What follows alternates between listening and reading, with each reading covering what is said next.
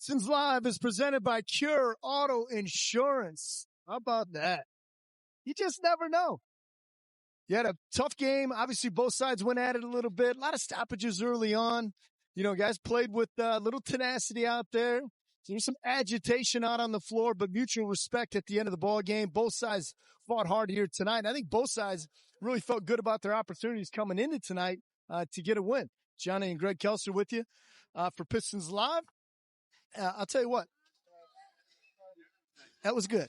It was good. That was good, man. And so many lessons to be taken from this, you know, both good and bad. First of all, you know, if you're Jalen Duren, your team, they got your back, they had your back tonight. You can't get ejected. You just can't do that. You got to be available, and he knows it. To the guys that were getting those early off-the-ball fouls, you can't do that because later on in the game, Sure. you know, like this, it comes back to haunt you, and you know, you just run out of people. But also on the good side, it speaks to being ready. Never knowing when your opportunity is going to come when you're coming off the bench. And when you're like the third string guy, as is the case with Paul Reed, he's the third string center. Yeah. Isaiah Stewart fouls out and, you know, he's in foul trouble. You have Duren who's unavailable. He comes in and plays a whale of a game. Yeah, he did. But if he's not ready, Johnny, Right. then that would not happen. But he came out, took advantage of the opportunity, made some key baskets, some crucial moves out there, rebounded the ball well, played hard defensively. He is going to be definitely the unsung player in my mind for the Pistons winning this game. Yeah, almost had a double-double out there tonight. And look, I think what he had said, you know, and just talking to him was like, it didn't really shift his mindset of, you know, like when Jalen went out, it was just more of, okay, now when I get out there, I'm going to do what I do. But that's big time. I mean, like, you know, the importance of depth for any NBA team, you know, is paramount. And then I think you see it. So, you know, there's a reason why there is a pecking order, but you say, we still have an opportunity to win a game like this. You know, it's a 1-point game going to the fourth quarter. And then you get some of these guys that get some run, get some elevated minutes, and are able to put their fingerprints all over a win. Let's go to our Buick GMC Pro Vision, and let's talk about some of those reserves that came up and made an impact in this game because, you know, P. Reed, you know what I'm saying? Leave him alone at your own risk. Second game in a row, he's come onto the floor and popped a three. But we see him in practice. That's no accident. I love this guy. When you said they don't know him. No, they didn't know him because they don't know him. They stood there and dared him to take a shot, and you know, you knew it was going to go in. I just thought that, you know, you talk about team wins. This was one of them. Ron Holland did not have the same game he had in Chicago, but he played hard and got on the floor for that loose ball, did some good things. Javonte Green, really a factor in this. You can go down the list. Just about everybody that touched the floor, that did play, did something important to help win this basketball game. Yeah. Collective effort like that. You know, like the game in Chicago comes down at the end, and, you know, so what do you take from that? You take how well they played in the fourth quarter. You try to bring it into tonight. Early foul trouble again. So, you know, Ausar Thompson picks up those 2 fouls in 90 seconds. And he's the one that didn't have foul trouble. I know, but that's the beauty of the NBA. You don't know. You know what I'm saying? You don't know. Yeah. And then you're fighting the war of attrition tonight because, you know, Ron Holland fouls out. You know, Isaiah Stewart ends up fouling out. Jalen Duren's not available. You know, Duncan Robinson had to play with foul trouble. Game, but played well. But let's talk about AT. We're going to make him our Cure Auto player of the game because with Ausar Thompson, he picks up the 2 early fouls. And then just the style at which he plays, same with his brother, Ahmed. It's tough to say, like, if you would have said at that time, like, what are the chances he picks up another foul and only one more? He still was able to play his game. Yeah, especially given some of the people that he was going to be asked to defend. Yeah, I mean, he spent time on KD, who could foul you out by himself in a very short period of time. The only mistake he made was getting the early 2. But then he comported himself very, very well the rest of the way. Under control, both driving the ball, under control, defending, was definitely a factor out there on the floor. And I like the fact that he was offensive-minded. He put a lot of pressure on the Rockets to have to defend him. That was a beautiful steal right there. When the night's over, Ausar Thompson, 16 shot attempts. When's the last time he's had 16 shot attempts? But he had to be aggressive because they were giving the Pistons Ausar Thompson in favor of not giving them Cade Cunningham. They doubled him all night. And that was it. You know, like, I'll tell you, the one guy, one guy that, you know a lot about, we're all still getting to know, just like all the viewers that are watching right now, you're getting to know a lot of these players. So, if you say, well, I didn't really know much about Javonte Green or Dennis Jenkins. You remember P. Reed from last year, B-Ball Paul. Mm-hmm. But, Duncan Robinson is a guy that I've watched from afar, and what he did in Miami. And then they say, okay, you're going to bring him in. He's going to bring some perimeter shooting. It's like, okay. And then the more you get to know him, the more you get to really know him, it's like, okay, yeah, then he can help. And tonight he helped. Shot wasn't falling a whole lot in the preseason, didn't fall in Chicago, and probably the guy least concerned was Duncan Robinson because he knows who he is, he knows what he's capable of, and all shooters go through periods of futility. So tonight he was able to snap out of it, but I'm going to give Cade Cunningham a whole lot of credit because he got it to him right there. That was his first three, and this came shortly after because now you got the confidence of that single make. Then make another. And he's just off and rolling from there, playing comfortably, taking advantage of opportunities. And every time the Rockets, you leave him open, like right here, he's able to nail it again. So they had a beautiful game. And keep in mind, when the game started, he was being asked to guard somebody 6'11". Exactly. Hey, Duncan, good luck out there now. Yeah. Duncan Robinson with our Xfinity high-speed highlights tonight. Just a quick funny thing here is, you just get to talk to these guys, and then Duncan comes over at one point, like at halftime, we're getting ready to talk to him. He's like, man, I see you every day. He's like, I didn't know this is what you did. Anyway, big win for the boys. And obviously, J.B. Bickerstaff has to be pleased with the effort that he saw from his guys, despite playing with a bit of a shorthanded deck there. Let's hear from J.B. Bickerstaff. Post-game remarks brought to you by Classman Automotive. JB, a lot for the team to deal with in this one, especially with the foul trouble. But what did you just see from them from a resiliency and execution standpoint, especially in the fourth quarter? I think our guys lived up to, what our motto for the season is. And what we want to do a great job is controlling the chaos. And I think that's what you saw out there on the floor. Last year, there were times where things got, a little muddy, and we let our emotions get the best of us. I think tonight we did a phenomenal job of when the things got messy. We didn't back down. We didn't shy away, but we kept our composure, and we were able to execute through it. So, again, we've been preaching that to the guys, right? Control the chaos. I think they lived up to it tonight. Coach, during training camp, you talked about how much Paul Reed can go out there and change a game. How much did he change this game for you guys? I mean, again, we've talked about it, obviously, but, like, the depth on our team is one of our strengths. And guys' ability to go impact the game in a way that's to their strength. And he's just disruptive. He can rebounds the ball in traffic.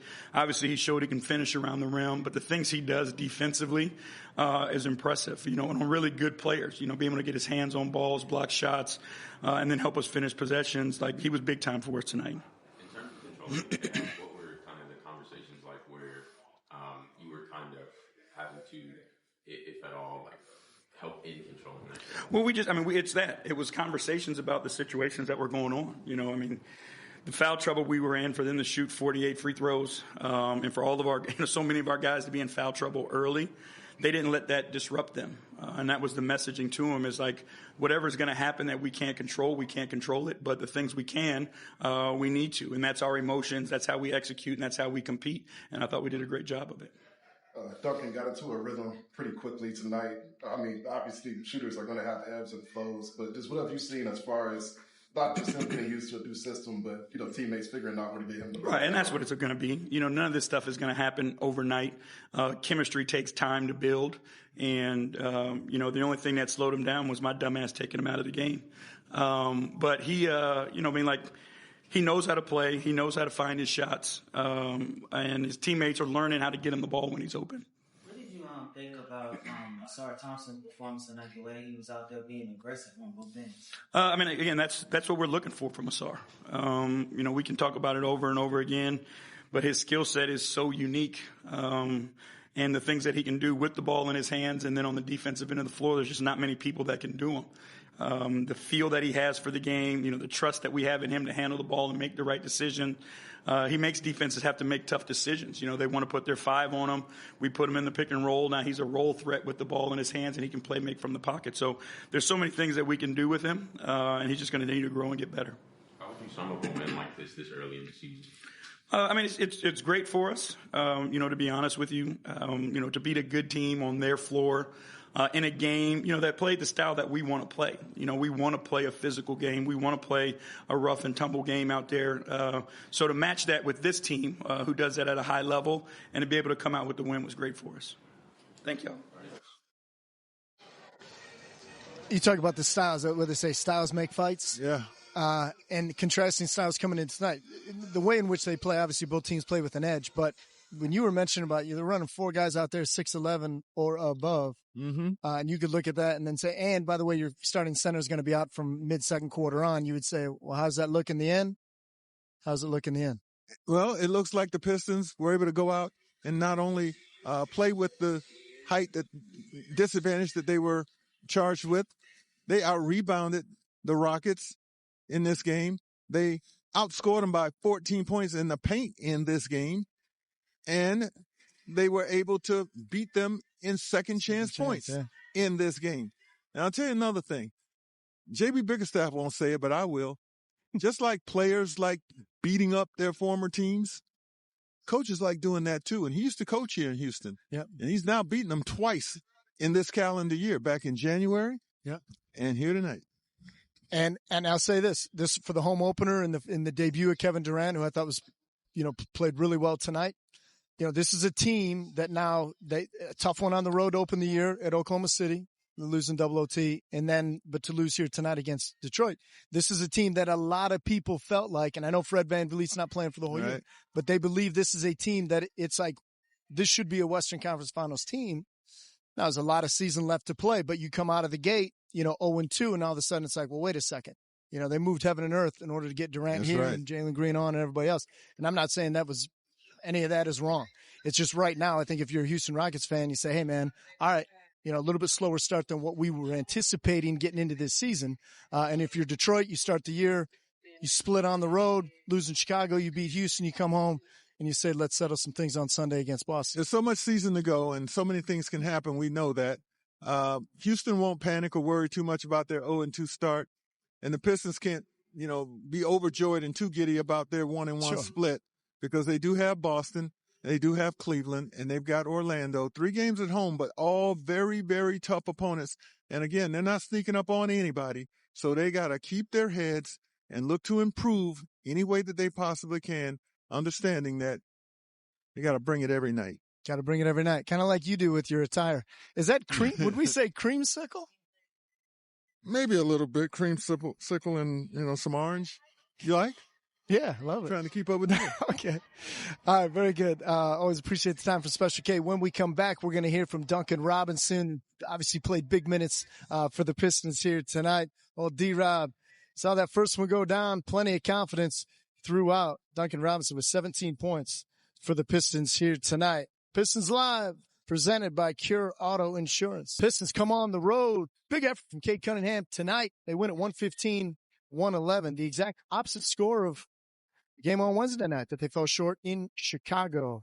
Time now for FanDuel's thrilling play. Here it is. Ausar Thompson challenging and Isaiah Stewart erasing. Another look at it.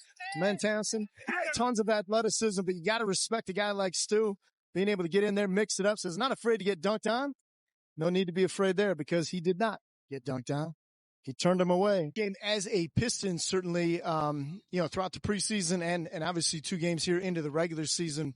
Really solid effort tonight, despite giving up some size in his defensive matchup. But some big threes for the Pistons, helped set the tone early on and played through some foul trouble. And obviously, he was a big, big part of the Pistons win here tonight. Let's hear from Duncan Robinson. Duncan, just, for a game that had as much chaos as this one, just what did you see from the team from an execution standpoint, especially late, to be able to get this one? Yeah, we've been talking about, just trying to control that chaos since the first meeting we've had as a group. The way we play with physicality and intensity, it's going to be some games that sort of flare up like that. Thought we showed a lot of resolve, a lot of maturity to dial it back in and find a way to win. And then for you, you spent so much time in Miami. You come here, obviously have to get adjusted and reestablished. Just how good did it feel to see those shots go down and help this offense? Yeah, I mean, the other night, coming out like that was I was pretty disappointed.